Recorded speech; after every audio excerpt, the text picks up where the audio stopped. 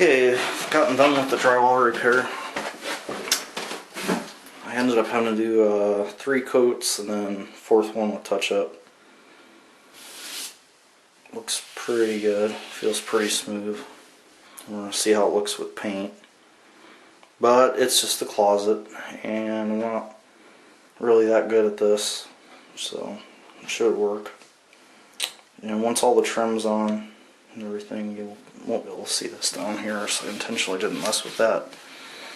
The next step is to get a 1/2 inch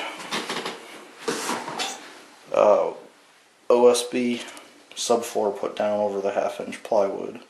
It originally had that 1/2 inch particle board. We've been out here.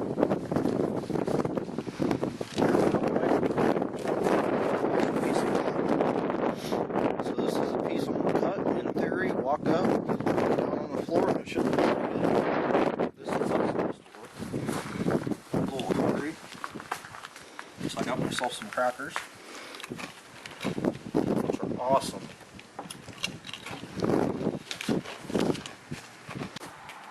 Okay, as you can see, this Fat Max level is more than just a level, it's also a redneck fence.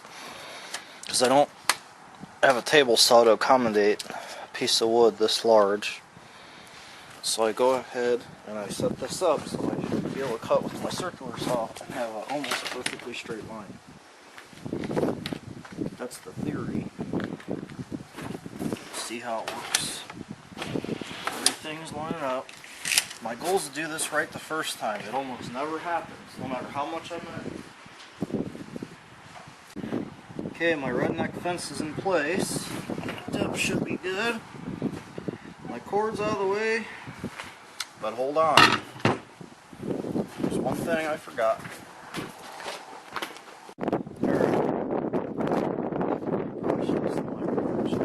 I'm not saying I always do, but it is a good idea because you might want paralyzed. I would put on hearing protection, but that would be way too difficult to find right now. Alright, so here we go.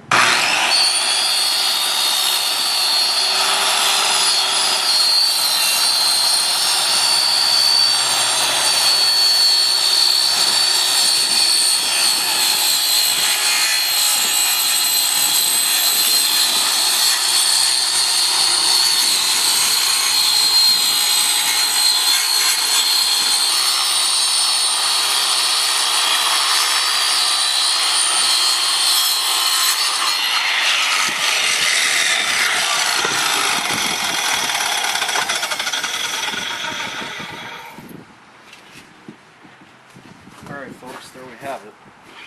There's our first cut. Now, I need to notch out this section and 2 sections here. And this piece will fit into the doorway, hopefully. Okay, I did maneuver it into place, which was a little tricky.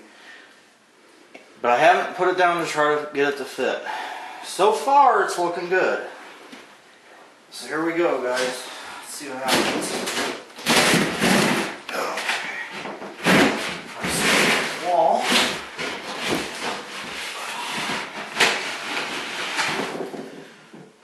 Holy shit. It's a miracle. It actually fit pretty well the first time. Wow. Woo! This never happens. Son of a gun.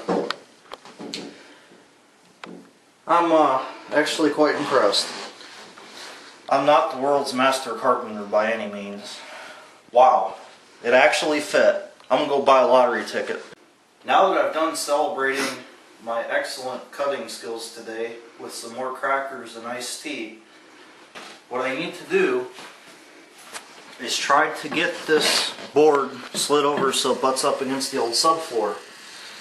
The way I'm going to do that's with this pry bar. I'm very gingerly, I can't stand on it, so I'm very gingerly going to go over here. There we go. And pry it into place. Let me see if I can get a little bit more.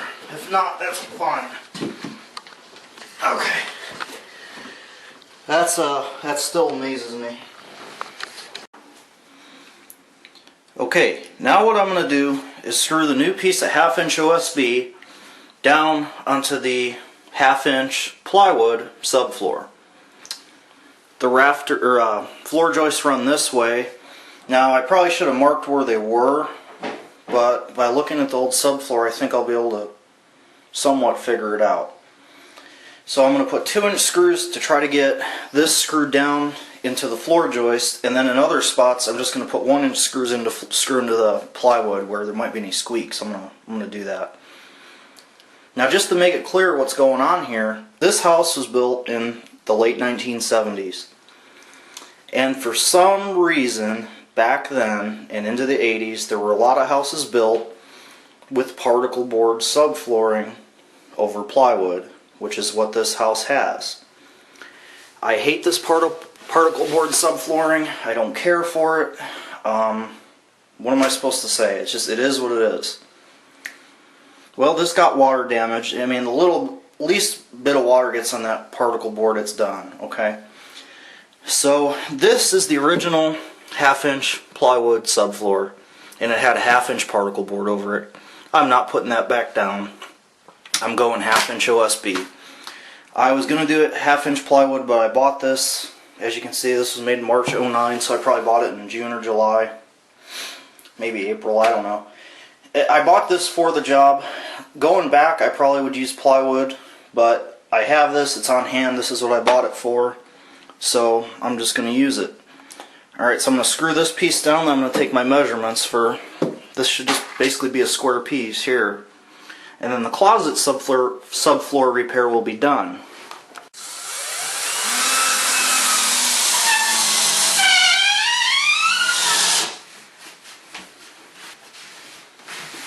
Okay, these should be going into the floor joist.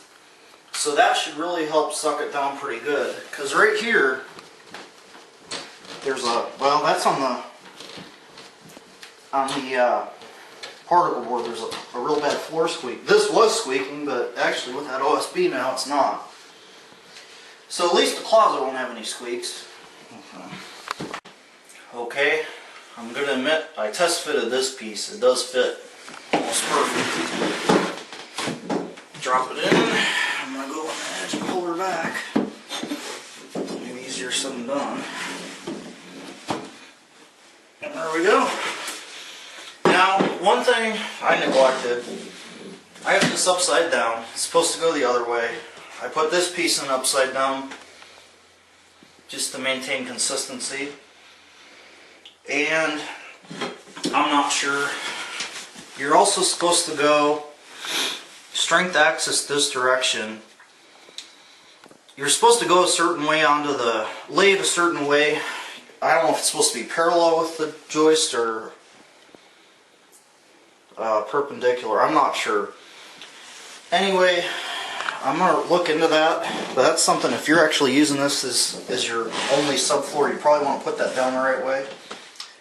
All I know is it's got to be stronger than this particle board crap. So I'm not too worried about it. It's just a closet. You know, it's kind of like, well, I probably should have looked at that. But, you know, maybe you can learn from my mistake. It comes up relatively easy as long as it doesn't get wet. If you find a spot that's been wet, forget it.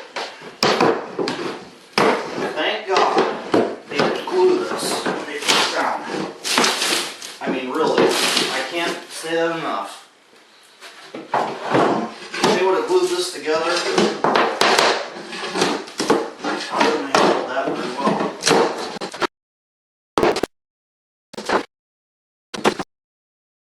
Got the whole 4x8 sheet up here. What a bunch of fun. It was tight. Okay, now what I'm going to do, I'm going to lay it the correct side down this time. And once again, I don't know, maybe someone could tell me what the difference is.